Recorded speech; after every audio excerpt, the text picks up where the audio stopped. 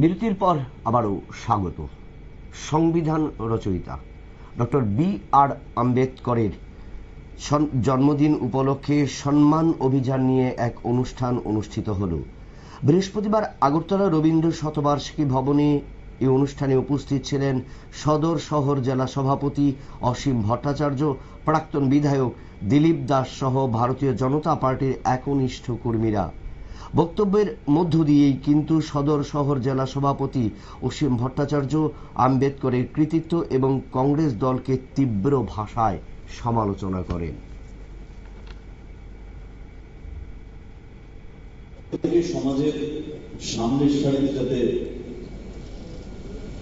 এগিয়ে নিয়ে যাওয়া হয়, তার জন্য বিভিন্ন পরিকল্পনা এবং প্রস্তাব মহাত্মা গান্ধীর কাছে রেখেছে।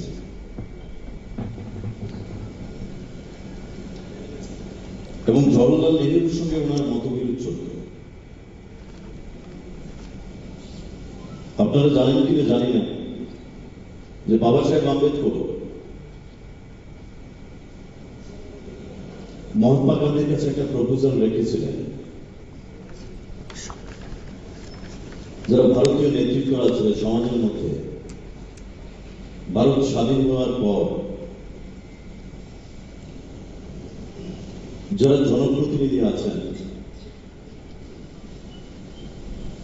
তাদের জন্য সমাজে যারা পিছিয়ে পড়া মানুষ, অন্তত সপ্তাহে যেন একটা দিন তাদের সঙ্গে উঠা বসা, তাদের সঙ্গে ভোজন করা, এই বিষয়টা প্রস্তাব রেখেছিলেন। এবং ভীমরাও আম্বেদকর, এটা শুনে ওনার নিজের প্রস্তাব ছিল না, উনি সেই কাজটা করতে নিজের হাতে খাবার রান্না করে সমাজে যারা পিছিয়ে পড়া মানুষ তাদেরকে নিমন্ত্রণ করে খাওয়াতে নেন, কি তাদের সঙ্গে করে খেতে।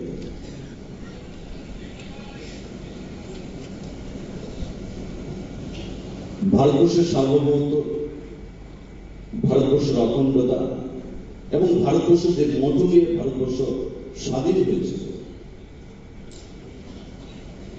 দেশ স্বাধীন হয়েছে, একটা পরিকল্পনা তৈরি হয়েছিল, সেই পরিকল্পনাকে সামনে রেখে দেশ স্বাধীন হয়েছে।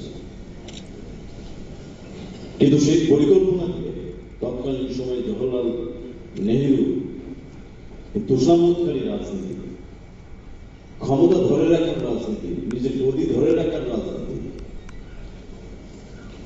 যে রাজনীতির জন্য কাশ্মীর ভারতবর্ষের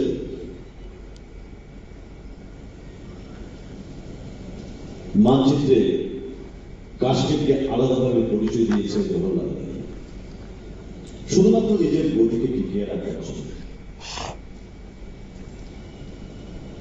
এবং বাবা সাহেব আম্বেদকর জীবিত অবস্থায়